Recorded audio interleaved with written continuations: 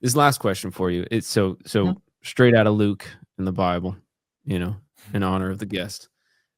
Luke 16:13 says, "No one can serve two masters. Either you will hate the one and love the other, or you will be devoted to the one and despise the other. You cannot serve both God and money." And so the question for you to wrap up is how do you personally guard against Bitcoin becoming an idol in your life? And while you're fighting what we both agree to be a good fight, how do you try to balance that? Because I feel that tension. I feel that I wrestle with that all the time. Yeah. Of like, what does that look like for you? Yeah. I honestly, I don't know if I'm the best at that. Um, I work Bitcoin. I think Bitcoin. I've had dreams about Bitcoin. Um, Literally, I hear my alarm go off. I get to work. When I'm on a walk, I think about it. When I'm reading the Bible, I think about it. I mean, it is, you know, um, it for me, it has consumed my life. And part of that is that I'm incentivized to do that, right? I've got a team of 40 people at Bitcoin Advisor. People pay me to help them buy more Bitcoin. It's my job to help them think of their unknown unknowns, right? Which is again part of the reason why I strongly encourage people to think about their Bitcoin securities, because I've gone down this rabbit hole so far, and there's still so many risks.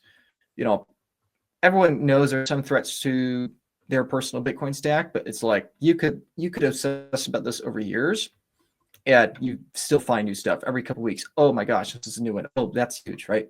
So again, another reminder of that. But I Maybe what would you do point, differently too if it's not what you've done already? If you're considering well, it now. yeah, well, yeah. Point is just think about it. Most people in Bitcoin Mhm. have a job. I mean, I get it. Like they have a wife, they have kids, they have family, they have a business, trying to retire, whatever. It's like if you put in 5 hours a week to thinking about how can I improve my Bitcoin self custody to protect it against people that are going to sue me, people that are going to $5 wrench back me or my kids, which I think will. Both of those things are going to become likelihoods, right? Even if you only have half a Bitcoin, right? When Bitcoin's 10 million bucks, like really, you don't think anybody's going to try to come after $5 million of money that's untraceable? Like, come on, right? So I think most people in Bitcoin are not yet bullish enough on what they actually own. And my large point here is that I think I think likely to an unhealthy degree, I work, think, and obsess over Bitcoin. And even um, I put in 68 hours a week to this. My vacations are all for Bitcoin, right? Next week, I'm going on a month-long trip to South America, Colombia, Costa Rica, and El Salvador. Actually, a month and a half, truth be told. That's my vacation. But literally the whole time, I'm going to be with Bitcoiners, clients, doing podcasts, going to 3 different Bitcoin conferences. I mean, it's like my vacations are Bitcoin, my work is Bitcoin, my personal life is Bitcoin. I don't have a wife, I don't have kids. I mean, that's not something that I would prescribe, let's say. And all I'd say is that even if you obsess with Bitcoin to that, in my opinion, debatably unhealthy degree, you will still discover things about Bitcoin that terrify you, that most people are flippant about. So I know I'm not directly answering your question there, but I want to say that as a warning to everyone that the rabbit hole does not end. It really does not. But regarding Luke 16, I think what I would prescribe is to have a foundation in one that can save you. Bitcoin cannot save you, right? Like as much as I may to an unhealthy degree work and focus on Bitcoin, I know that it can't save me. Like Bitcoin, Mhm. I the rabbit hole also never ends when you look inwards at your own corruption and sin. The more I look at myself in the mirror, the more I'm like, ew, you know. In a healthy way, right? Not in the self-shaming kind of stuff, but like genuinely, like I look at myself, I'm like, wow, There's lots of work to I'm, do. There's I'm plenty a of room for improvement. selfish, right? It's like, if we actually want to look at you know, ourselves, you know, typically we're not that thrilled with what we see, which is why we went to blame others, right? And so, you know, I think even if you're gonna think about Bitcoin all day, every day, you know, just remind yourself, knowing that Bitcoin did not die on a cross for me. Bitcoin may fix the link between sin and institutionalized sin at the monetary level. Bitcoin may fix that, but Bitcoin does not fix the underlying problem. If There's a lot of things Bitcoin doesn't fix. Fixes a lot of things, but there's a lot of things it doesn't. well, the only thing that matters that it doesn't fix is sin. That's the only thing that really matters that it doesn't fix. You know, like if Bitcoin could fix sin, we wouldn't have a need for Bitcoin, right? Like if Jesus was only a moral figure, we wouldn't need Jesus. If Jesus was only a good teacher, we wouldn't need Jesus, right? We need ultimate proof of work, right? We need, because otherwise, if there isn't an ultimate proof of work, then the present and the future are bleak for all of us collectively and individually, you know, not just in death, but in life.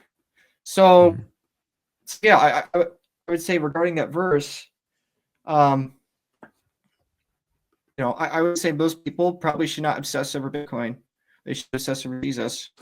And I'm obsessed over him too, right? I mean, like I'm a huge nerd when it comes to lots of things, when it comes to the Bible and it comes to, understanding that. But, unfortunately, whenever I make a video about that, people don't care.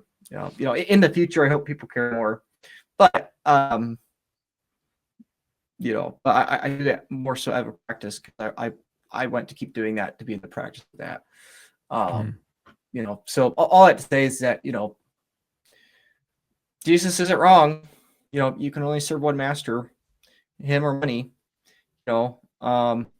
The love of money is the love of anything of this world, good or bad, right? If you love your wife more than God, that's basically the love of money, because money is the, fungible unit of account for this side of death, right? So anything that is loving itself, loving the things of this world, of this human side of the equation, over the one that made humans, right? That made you. Anything that's loving that more than God is that is the unforgivable. That is the unforgivable sin. All those sins are forgivable, but it is not forgivable to love something that is imperfect over something that's perfect. So I would say, for me, I love Bitcoin. I care about it a lot. It has changed my life. To a certain degree, I feel like I can't help but work in it. Like sometimes, I really wish I could just shut my brain off and just take a few days off. And like, that happens, but like it's very hard to stop, and for a variety of reasons. But I do everything I can to stay on the path that is reminding myself why, right? Like, why am I working on this thing? It's about people. It's about sharing the gospel. It's about loving other people, showing them that I love them, right? So when you try to tell someone about Bitcoin, really what you're saying to them is, I love you, in a indirect orange way, right? And so it's like the second tier gospel, I often say. It's like because people are, I don't know. You evangelize The about gospel is infinitely more important. So I don't know. Yes. But I know what you mean. Second.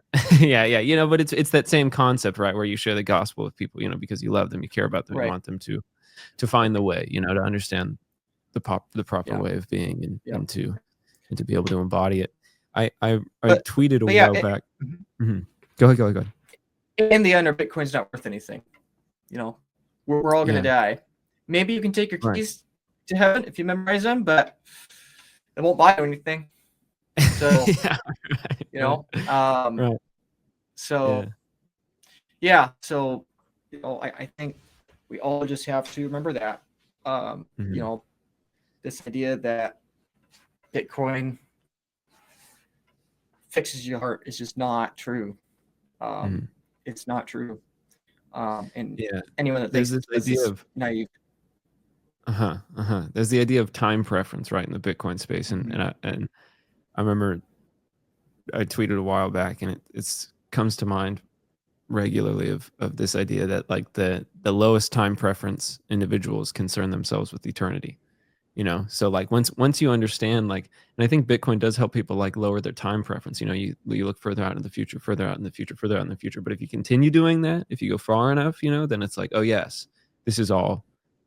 If you go all the way down that path, you should be concerning yourself with eternity. And ultimately, Yeah. that's what it's all about. I felt like when I came into the Bitcoin space, and I started rubbing shoulders with more of the the elite soldiers in the Bitcoin space, kind of people like higher up the ranks. I felt convicted to be a reminder of like, this is a good thing, but it's not the good. This is a good thing, but if it's put in too high of a place, it's just money. It's great. It's really good money. We love it. Like two thumbs up. It's going to do a lot of good for humanity. It's really good at being money. It's good in that ethical sense. It's good in that technical sense, but it's not the good. And I felt that Right. convicted in that sense because the things that have been true about money for thousands of years continue to be true about money. The things that are true that is like stated in the Gospels about money, the things I've been going back through the Tao Te Ching, which is like the one of the foundational texts of the Eastern world, and there's a lot of great bits about money that I read it, and it makes me think of Bitcoin and where to be careful of stepping into pits. But yeah, it's just I've seen what happens even in the Bitcoin space when Bitcoin itself is put in too high of a place, when there's that deification of it. There's Nietzsche talked about how when there's like the quote unquote death of God, in the sense that he described it, right, that people would become religiously political essentially, and that when there wasn't something filling that God shaped hole in their life, that the political would take that place. And Right. he predicted that would happen 150 years before we had the horrifying effects of communism that happened last century, and the Yep. 100 million bodies or so that were a result of it. He predicted that. And I think I see a similar thing actually happen in the Bitcoin space too, where the people who are a religious, who it seems that Bitcoin turns into the religion for them. And it's quite concerning to me because I think it's so good that it's dangerous. Like we love it, right?